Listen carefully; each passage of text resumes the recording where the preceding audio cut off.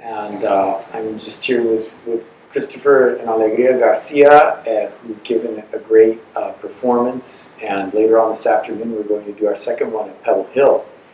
And the topic for our discussion today is very spontaneous. We're going to discuss education and how to teach Mesoamerica. What's the importance of studying Mesoamerica, why we do it, and some successes that we've had, and also maybe even obstacles. Mm-hmm. So, I don't know, just begin. What are you guys thinking? What are some of like your own personal story and how you interact with your music and how this relates to teaching?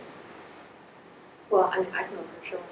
I think the biggest drive for any kind of change usually is a moment of unfairness, and that's kind of what I felt when I was growing up, especially in East LA, especially at Catholic school, with little to no context of Indigenous people of our country or the Americas in general.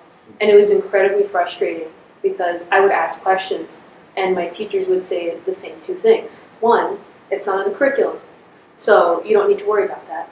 And the other was, it doesn't matter. That they would just straight out tell me that it doesn't matter. What matters is what I'm teaching you at this moment. And that I feel like that same kind of drive echoed through my father as well during his education. And I can't not talk about, my mom, who's usually with us. We're not a duo, we're a trio, and my mom isn't here with us right now, but essentially her education growing up in Mexico and Sonora was they knew of the Indigenous situation, they knew of the history, and they would go through back to back to back, and then they would not talk about Indigenous people at all. There would be no present context at all. It was like they happened and they all died. Like that was all they were given. Mm-hmm. And that moment of unfairness kind of started when I was a young girl trying to understand what happened to our people and the context of, what happened to my grandparents, what happened to their grandparents, and why can't I find anything on it? And then the people who had the information were not willing to share, which was incredibly weird to be, in this environment of like, aren't we supposed to not all get along, but aren't we supposed to share ideas and then compare and talk? And that really never happened to me. So what I like going into Mesoamerica is learning about not only the unfairness of how the subject has been being pitched, but in the future, what are better ways to teach it? And I think the best way to teach it is with context. Yeah. So you might say that there's, for many reasons, there's a Eurocentric bias in our institutions. Yeah. Still, yeah. It's not. I don't want to say it's not as bad as before, but it's still that thread is very present, and you can trace it. And it didn't used to be a thread. It used to be yarn. Then it used to be rope, and it used to be chains. That's all I can think of in that timeline. Like it's still there. It's just in a different form. I think it's in a more silent form now, in how we recognize sources and how we put, what is truth, what is authenticity, what is this experience. But I think that thread is still there, especially with teaching it in schools. Like you don't really get this information until you're at, a great university like this one, or with a great, department and like faculty that support. Like, yeah, we're going to talk about this really hard subject. And, it's really hard to find really good places to teach this stuff. And that's just Mesoamerican stuff. Like, we were talking about South America. It's like, how did they find anything over here? And, we don't really talk to them either. So, yeah, that's how I feel about it, at least. Yeah.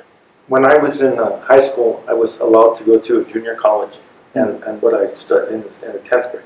So I took Chicano Studies, what was called Chicano Studies at the time. And that's when I first started reading about, I read Rinaldius in the 10th grade. That's when I first started getting this other perspective on what was happening. And I think what happens is most, I believe, or my feeling, is that most people think that this is a thing that is in the past. It's a dead thing. It's not living, but it is living. It's all around us. I mean, it depends which inflection you want to take.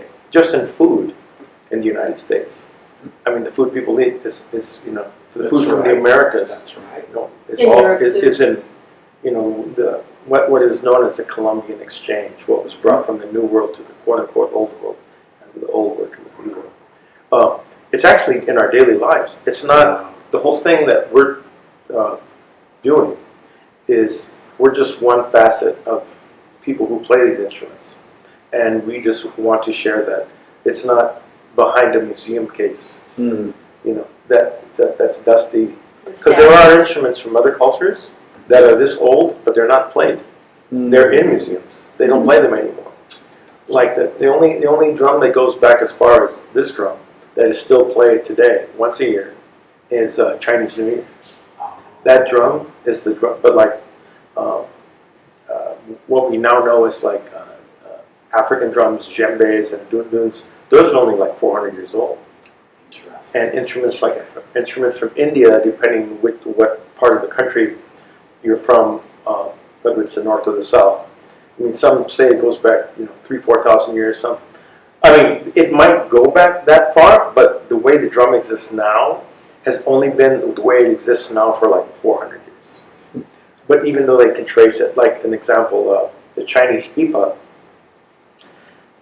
if you ask a Chinese classical musician, they will tell you that instrument's 2,000 years old.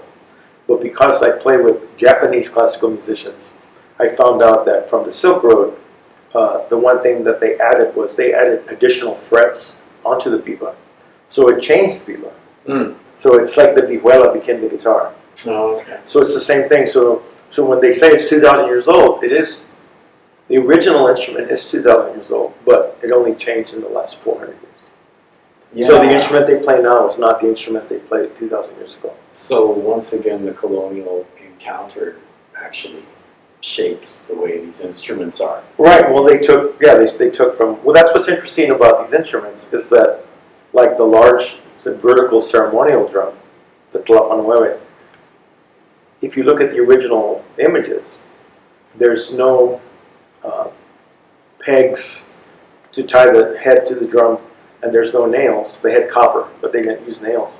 So they had some kind of glue, you know. Okay. So like, why is it that now you can only buy a drum with nails or pegs, but 1,800 years ago they were able to do it with glue, right? Technologically, we're supposedly more advanced, but they're able to. They can't figure it out. I mean, just even the whole concept of the pyramids Yeah. is astounding. Like, how was that? How was that made? How did people, without beasts of burden, without rivers, Do you access think to rivers? that maybe there were all of these processes for the maintenance of a drum back then, and then like re-gluing a head would be something that you would do fairly often in the drum's life? Sure, depending on because the heads are animal heads, so they respond and react to the weather. So if there's humidity, they drop in pitch. So I was waiting for someone to ask me yesterday, because we used a hairdryer to bring the drum up. But normally what they would do is they would, the copal, the thing that holds the copal, they would put that under the drum and the heat would tighten the drum. Because the drums that they have, because there's 3 legs on these drums. So there's spaces between the drums, and people say, well, those spaces were to tighten the drum by putting a torch in there. Mm-hmm. But if you put a torch in there, it would severely damage the drum. Mm-hmm. And And you find burn marks in all of these wetwoods we have in museums. And the 2 drums we have, they don't have. Yeah, they don't have have any of burn those burn marks. So obviously they were not using that. That is what people think they did. And I understand why. Yeah. It's like, if they did it that way, they must have done it that way. Because everything we know is based on our experience. So we tend to look at things through that inflection. Yes. So we're not trying to say like this is what they did in 1500 and we're never going to look at anything past 1521. We're in 2022. And so when Cortes was there in 1519, the Mayans had already been playing those instruments. The first image we have is 790 AD. So they had already been playing those 800 years before even he got there, and then where we are now. So it's constantly in flux. Tradition is constantly in flux. So we respect everybody's inflection of that tradition. Yeah. But what we're noticing is sometimes when people speak, they don't speak in historically accurate information. Mm-hmm. It's like saying, the first president was Washington and then Trump, and then we had Obama and then Lincoln. It's like, no. Like there's those names are right. There's a trajectory. Yeah. There's a trajectory, and you kind of have to understand where people were. So a lot of times I have seen people talk about these instruments. They're not in they're not within the arc of a historical context. Mhm. It's just like, well, they played this. Like, when did they play it? How? And where did they play it? How? For what purposes have we found so far? Because everything we're talking about today is as of today. Yes. The paradigm might, prior to 1946, people thought of the Mayans as benevolent astronomers until they found the murals of Bonaparte and Chiapas, and then the whole paradigm changed. So everything we're talking about as of today is based on what we know as of today. But if we get new information tomorrow, we have to acknowledge that information.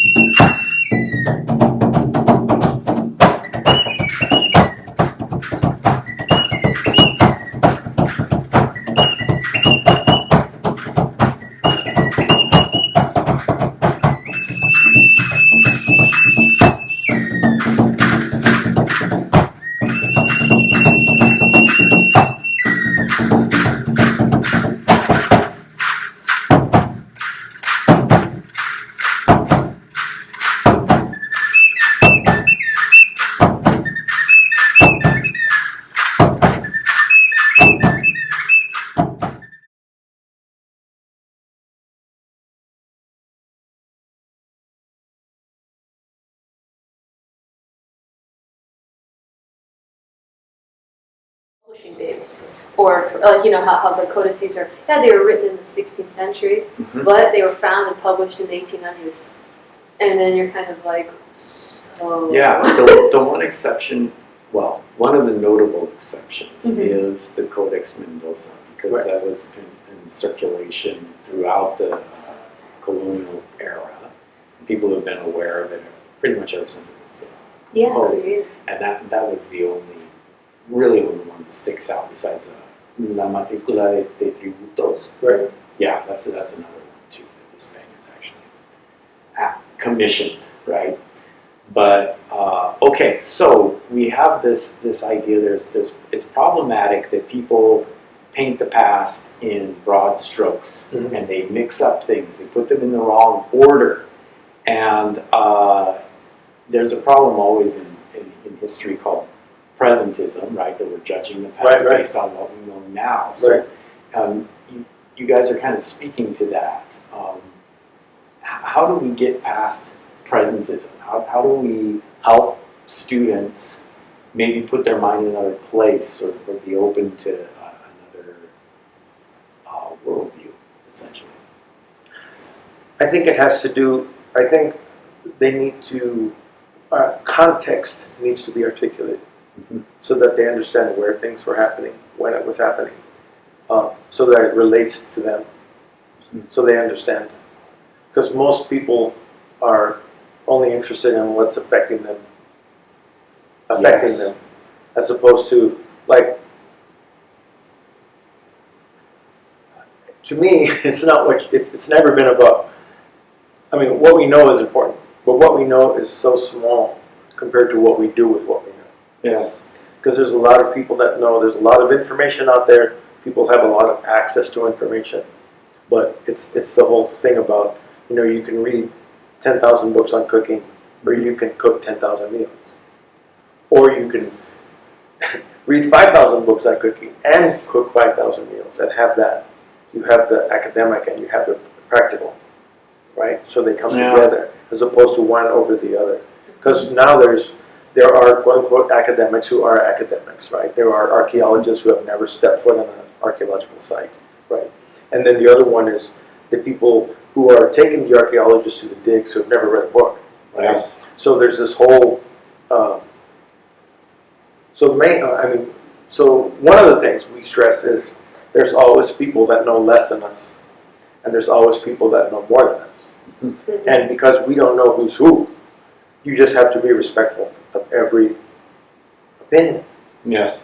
But I think it was the original person that said this, I believe, was Senator Patrick Leahy, who said during an argument, this person was talking about something, and he said, you are entitled to your own opinion, but you are not entitled to your own facts. Yes. This is a very good point that you're bringing up, because there are facts and there are things that happen before other things. There are precedents, there are outcomes that we can't really argue about, right? We could certainly interpret them in different ways, but Right. Helping students to understand that the agricultural revolution had to happen in Mesoamerica first, as a precursor to all of this. Oh, Right. Or that Just textile production. yeah, or that the Mayans were really the astronomers par excellence, Right. Mhm. right? And these sorts of distinctions, so that we can stop painting in broad strokes, because we couldn't get away with it with other regions of the world. Yes. Right. So why do we Yes. get a free pass when we're talking about Mesoamerica and Latin America more broadly? Why do we lump that together in a bag? Oh yeah, I Right. think especially that word presentism. It's Yeah. so. It's not that it's not a new problem. People have always been like, oh, I'm seeing this thing right now, and 500 years ago it must have been, because like they relate to their own experience. But it's amazing that you brought up that point, because it is so much worse in Mesoamerica, and it's for a number of factors. But one of the main things is, when through cultural erasure and constant oppression of the culture, which was not only through religious calendars or through the codices, but it was through the music. So much of their daily life had this key integral part. You were always hearing the chililis, the gongs going off for prayer. They had 20-day rituals, and you would always be, every ritual was accompanied by song. Every wartime effort was accompanied by song. They would bring these instruments into battle, very similar to the Revolutionary War with the snare drum and the flute and the panpipe. Like that's actually, that context is all there, and we don't really have a lot of that context except within these 530 codices that exist, because it's so much of it was an oral tradition. Mm-hmm. And when you lose that oral tradition through the cultural erasure, and then of course, losing so much of your population, you cannot pick and choose who ended up surviving through starvation, cultural oppression, smallpox, other diseases, and just general oppression to not be who you are. And a big thing I personally believe, at least within Mesoamerica, is, and like not just I think the studying of it. So much of it has been a colonized mindset. So much of it has been other people telling people who live here, people who experience, who live in the Americas, who they are, what they are, and who they should be. Mm-hmm. And when you are in that mode of survival for so long, there is no way to actually thrive and to be. There's no chance for that. And it's really hard with, a bunch of folks telling you who you are for 500 plus years, but using everything that you have ever used in your life. Like just food alone is an aspect, and we focus on instruments. Yeah. But the other thing is it's even textiles. People are using indigenous patterns from Oaxaca and the Michoacan area for like Forever 21 clothes in fast fashion. People are using our food, and 500 years ago, pasta was made out of clam, in Italy, it was made out of clam sauce. They thought tomatoes were poison, and that was ironically because they would put tomatoes on pewter plates, and the acidity of the tomato would melt, not melt, but it would, dissuade the pewter from being part of it, and then they die from poison, from pewter poisoning. So much of it is they took so much of what was in the Americas and they spread it all around, but they never gave its people a chance to be themselves. And in Mesoamerica, it's so hard to figure out who you are, what you're doing, why you're doing it. We have these traditions. It's not like it's completely gone. But there's so many lenses that people take. Just the last 100 years, with the Maya people being so benevolent and turns out they were also just the same sacrifice, like, not the same sacrifices, but they were just as warlike, if not even more, because they were not as unified, but they all had alliances, they all had networking, things like that. And a lot of people are under the impression that, like, what little they do know about Mesoamerica, it's like, well, when the Spaniards came, all the Mayans were gone. Mm-hmm. It's like, well, they were gone in the area that they were at. Yeah, At that time, but they had moved. So people are always like, no, the Maya were gone. The Maya civilization The Maya was disappeared. gone, and then they did the Aztec thing. No, they were still there way after. Because they were not an empire, right? They were, Yeah. it was all these little, it's like 50 states instead of the United States. So, like, everyone had their own, like, even now, right? The culture of Alabama is not the culture of New York, Mm-hmm. or the culture of Washington or Montana, right? Every place has its own culture and stuff. And we're unified states. Imagine us telling a story about, a person from here, or them telling a story about, like, we're from East Los Angeles. Imagine them telling a story about someone from East LA, and you're like, I don't know if that's exactly right, but you got the right spirit. Like, that's trying to share and communicate this knowledge is great, but there's just so much of it that's exactly how you said, these broad strokes. Yes. Like Cortez arrived in 1519. He invaded.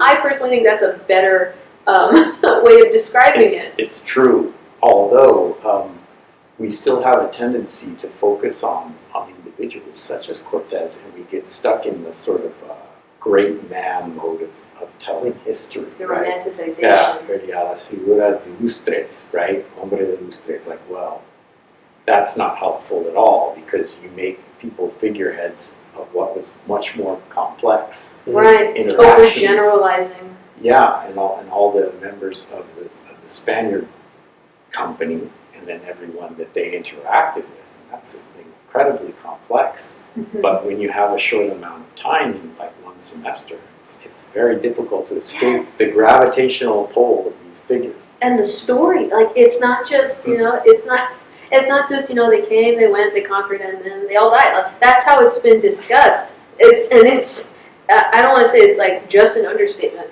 but it's like describing Lord of the Rings in like 2 sentences. The Silmarillion, the entire trilogy, It's true. all the movies being like, it's about a story about them taking a walk. Alegria.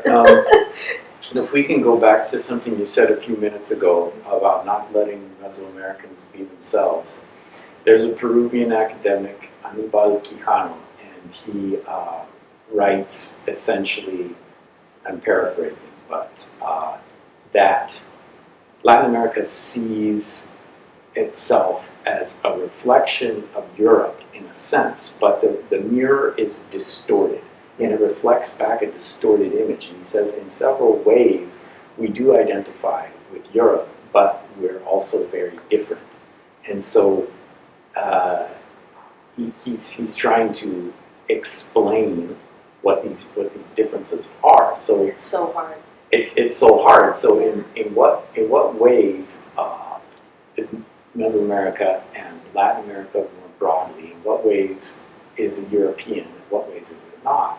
This is a huge conversation. Oh yeah, because it's the lines. Everyone loves to draw lines. That's like, as an anthropologist, you see it so common. They lived in this box and they never touched anyone. Or they lived in that box and they kind of talked. And none of them are connected for some reason, even though they lived a couple miles away from each other, even though there's evidence of trade, even though there's evidences of alliances through oral history as well as written books.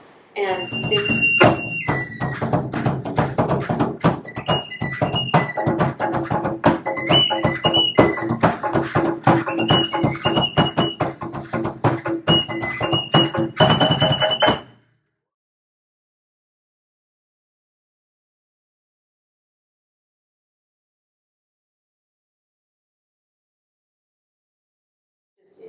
I don't want to say like it's harder depending on where you're from, but it can be increasingly difficult when you don't have support, when you don't have someone caring about what you're doing. And that, unfortunately, as a young person in East Los Angeles, I didn't find any of that. I only found that with my father, and how much, the family always has one historian. That's what we always keep finding in these large families, or 1 or 2 people who are like really focused on who they are, where they came from, And that was, that is my father. He's continually looking for things that, trying to find who we were, how we are, what we're doing now in order to recognize the past so we can have a better future and tell these stories that have been lost.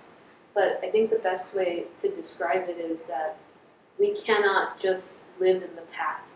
We can't just talk about these great men, these great stories, these humble beginnings. And we can't just listen to the different lenses that they all have. We have to have that context of, at one point, we have to say that, it was most likely, definitely an invasion. Yeah. We're romanticizing that a little bit. The cultural erasure through Catholicism, it was a way to not only control the population, even though they were technically Spanish citizens, they were not treated as Spanish citizens for a very long time.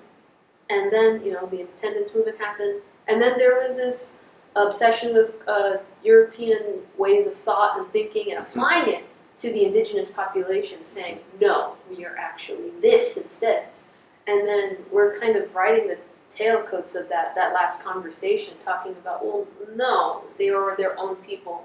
But the only way we can understand all of that is through those past lenses, because of those sources, because of all those people who happen to write things down, who happen to show what it meant to be indigenous and in all of their movements and everything like that. And I need to mention the concept of music, the way music is now. Like 100 years ago in the United States, every child had to have some musical training, which is no longer in the United States. But that's what it was in the time of the Mexica people. We know that they had the Telpochcali, the Calmecac, and the Cuicacali, the House of Song and Dance, so everybody had music, some musical experience every day. At the Telpochcali, at the end, they would go to the Cuicacali for an hour or so and just learn basic things. But then, of course, if you excelled, you would be sent specifically to the Cuicacali. So, like now, today, it's like, well, this is my life, and then I'm going to go to a concert, or I'm going to go to see a show, or a theater piece, or I'm going to see a dance piece. But that there is no border or boundary between those things in those times. It's all just life. It isn't like this is that, and then this is this, and then we go here, and then it was all part of. Imagine if your child today, from whatever age, plays music every day, even if it's not for as a profession, but they're able to play something, so they have a basic understanding of what an instrument is and how to play it and what it does. So this is all permeating, right? Because now music is on tap, like water is on tap, right? Headphones, That's right. recordings, Before it used to be water. flowing. You would only go if you had something to hold water in. You had to know how far you could go with that water and get back, and keep going further and further out before you found the next water. Because if you kept going and didn't have access to water, you wouldn't come back. So those kinds of things was so precious, right? And it's the same thing with music and art. There's not even a word for music or art in Mesoamerican stuff. There's no signatures on pottery, pyramids, lintels, stelas. There's documentation on the stelas, but not the person who did it. And we like strongly believe it was because it was so commonplace. It was because every day was music. You heard something every single day. There wasn't a need to write it all down. Especially, we strongly believe it was an oral tradition, how they taught, how they understood, and they had their own. We know for sure they had their own places of music and thought, and we know they had these programs of teaching and understanding things. Such complex societies that it wasn't just they played music sometimes. It's like, no, we were very sure they at least played music, if not every day, it would be every other day. And it was because their lives were so full of ritual and so full of being surrounded by it. A lot of these instruments not only are anthropomorphic, archaeologically speaking, men turning into wonderful animals very close to shamanistic traits, or just actual flutes or things that are the shape of what they are, and that's what they sound like. A lot of the eagle flutes look like eagles. A lot of the hummingbirds, they sound like hummingbirds. And a lot of that is because they saw that every single day. That was their lives, every single moment. And they expressed it through music, not only ritually, but at homes with the noble families, in making music and in concerts. It's very similar to court musicians, not just for the wealthy, but for, you know, for the pipiklin, the masculine, like the entire pecking order, you know, from That's right. lower people, merchants, to higher nobles, to emperors, you know. Moctezuma had music every time he ate. Yeah, Right. Yeah, and you know. According to Bernal Diaz. that's right. Exactly. That's right. Yeah, and there was a special room to hold instruments. Right, the Mishkoakali, the House of the Feathered Serpent. Mm-hmm. That's where they would have the instruments. And there's actually a listing from each palacio had a Mishkoakali, which is where the instruments were stored, much like a music department. Yeah. You know, even if you have the idiophones and the aerophones, you know, breath instruments and the percussion instruments, they're still all in one group. So there were places where these instruments were maintained, where they were taught, where there were maestros that taught this. And there's actually a pecking order of the maestros. Because some maestros were teachers, and some maestros were just disciplinarians. Okay, they were like Instructors. They were proctors. right. They're because in like in the Florentine Codex, they mentioned that if you played a rhythm wrong, it was punishable by death. Okay, so now when people read that, I mean, I've heard, oh, that I'm sure that's an exaggeration, right? Like some people say, oh, that has to be an exaggeration, and then the other side is, well, the music must have been very complex, like a classical piece of music, you know, for them for that to be the punishment. And going back to my personal experience of being around teachers who, you know, they would throw sticks at you if you made a mistake, you know. Yeah. Which doesn't happen now, but but it did when in the 70s it happened. They would throw sticks at you if you made a mistake, and not gently. Yeah, They would it wasn't a warm-up. They would heat, and they didn't even. There was not even a, you know, you're playing it wrong, or you see what you did wrong. No, they would just throw sticks at you. There was no warning. Yeah. So anyway, so music permeated, the arts permeated every aspect of, you know, the ceremonies for every 20 days, and they were for a very specific thing. Specifically within Mexica aspect, we'll keep it Right. contained right there right now. And that's because we don't know about the Mayan. We don't have that information because we only have 4 Mayan codices. Even though in the pottery, Lots of stuff in we the can pottery. see lots This is of true. music and instruments happening, but we don't know exactly what was The that. pros, how Was that it was was set that a up. wedding? Was that a death? Was that a funeral? Was that a what was that for? Was that a christening? We don't know because we just have the images. So I feel as they get more and more, I'm hoping that as people are getting more access to these places they haven't seen yet, that information will come up. Yeah. But I don't know if it'll ever be definitive. Yeah, I think so But, either. you know, it is like just in the last, I mean, every day there's something. Mm-hmm. New In sites, archaeological, LiDAR, Lajico Mexicana, every day there's new something. connections. There's something every day that they're finding. So it's quite astounding what they're finding. And the other thing that's astounding is what they're releasing to the public. Yeah, it's very Like, for important. example, the concept of Bering Strait theory, right? It's like, you know, at first it was, well, they must have crossed over 15,000 years ago. Yeah. And now geologists are like, well, that's when that occurred, but they couldn't have crossed because of the weather. They actually couldn't have crossed until 10,000 years ago. And now they find in November of 2021, they find these footprints on white sands, which go back 23,000 years. Yes, it's very amazing. So and also, there's a lot of evidence that there was once a land bridge over what is now Antarctica. It connected Australia and Antarctica and South America. Mm-hmm. And that's not even including transatlantic voyages, Yes. or great bodies of water and people going through small boats. And I know Yeah, there the was Polynesians. exactly, and there was a Yeah. lot of these studies in the 70s and 80s of professors and students going in these boats, like unmanned. Unfortunately forgetting the name of Thor the boat. Heyerdahl. Yeah, from Yeah. Ireland. Yes, thank you. Kontiki expedition. Right, and it's like Yeah. Just they to did show, in a reed boat, Yeah. Just to show Just to show that it's possible Yes. to be taken by the current. Yeah. And I mean, that's presentism right there. They couldn't have done it. But a lot I couldn't have done it. But a lot of You know? times it's just it's just the idea. No, a person has to have the idea, Yeah. and then he has to convince other people to help share in that idea.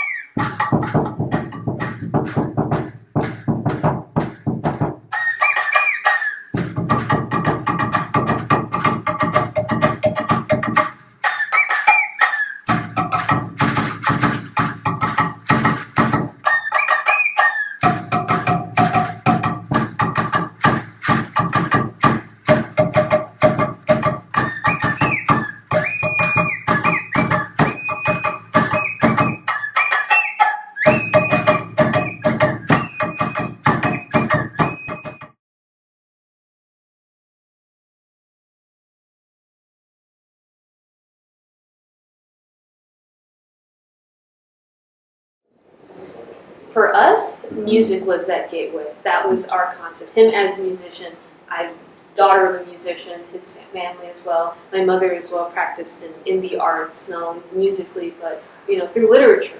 And so, and like I always say, like, we're a duo, but my mother being here, it was also so important for her to understand the education process of what would it be like if I had known this as a child. What would it have been if I had known this context as an adult, as a Mexican woman in Sonora? And I think the important thing is starting early.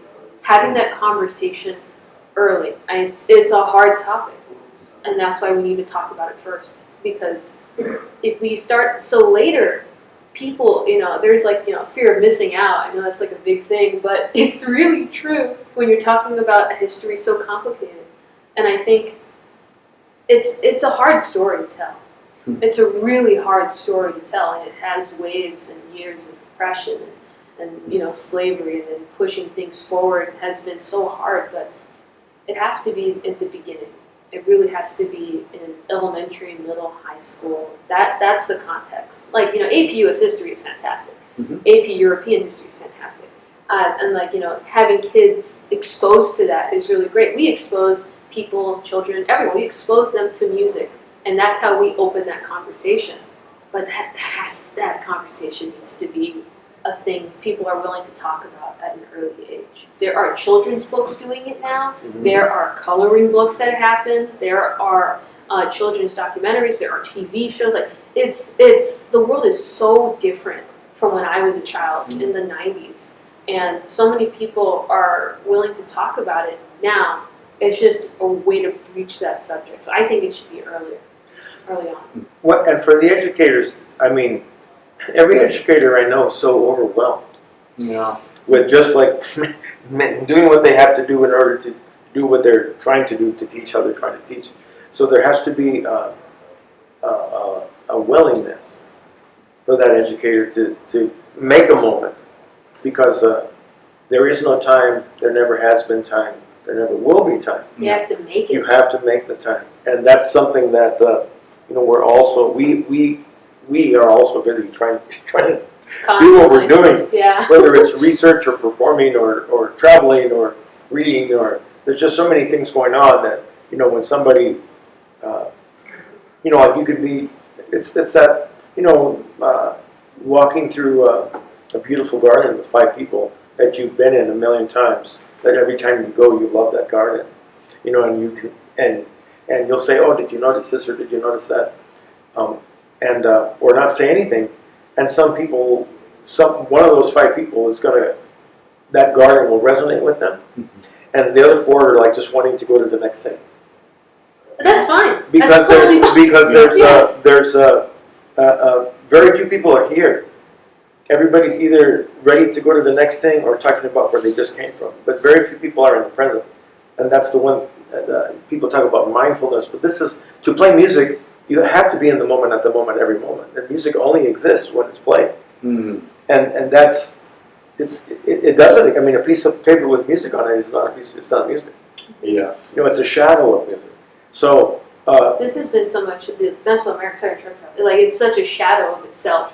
Yes. People casting shadows with different lights, different flashlights, different lenses, and you always get a different side of the same story. And it's not that the facts aren't there; they're pretty accessible. It's not just the internet nowadays, but there's been so much information published just within the last decade. This is true. And we're finding so much context that we've never thought of before that we're applied to. Ours is music. People do it through food, through clothing, through gender studies, through linguistics. So many people are like, wow, this is an amazing garden. This is an amazing cornucopia of information, and we can share so much of it.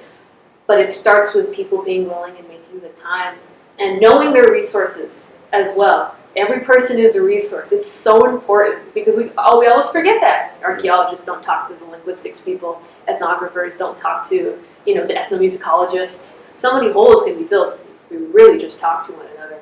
So like when you talk about the codices in general, when you tell people they exist, some people don't even know they exist. So when they find out that they exist, they're like, well, why didn't I know this? Yeah, why didn't anyone tell me? Why didn't I know? And it's so you cannot look up what you don't know exists. Yeah. Exactly. So that's like so it's like if we open a door that you peek through, that's great. And if you want to walk through that door, that's whatever you want to do for yourself that we are sharing with you is a gift to us that you're making the time to explore that. When the Tlamatinis used to teach, the teachers, they said they taught with a obsidian a mirror on their lap, so that the student could see themselves when they were being taught. So they could, imagine the student watching themselves as you're Learning teaching them. something. They're watching, they're seeing their own reactions and stuff. This is true. So this is all. And I have to acknowledge, the creator, my family, my mentors, our collaborators, our contemporaries, Dr. Steer, for his kindness and generosity, Auburn University for bringing us here and allowing us to share the music, the sound, the timbre, the frequencies, and the silence. The silence before we started and the silence after we leave. And we hope that the resonance of that memory continues to resonate for everybody that experienced it.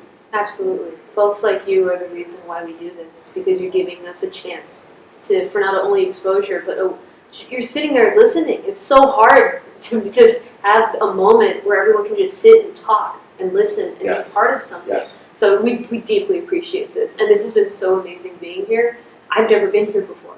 And I'm being exposed to something new myself. And everyone in the department and you as well, and like opening your home and your department and your the classes. the students. Yes, thank you so much. This has been amazing. I think that would be my concluding thought if I could have one. It's simply listening. Listening can change so much. And I thank you guys very much from my heart. And I just hope that we can continue our conversation and everything. And Auburn University is very open as well to learning more. So that's great. Well, thank you so much. Thank you. Appreciate it. Thank you for always for having us. We love it. Thank you. Bye.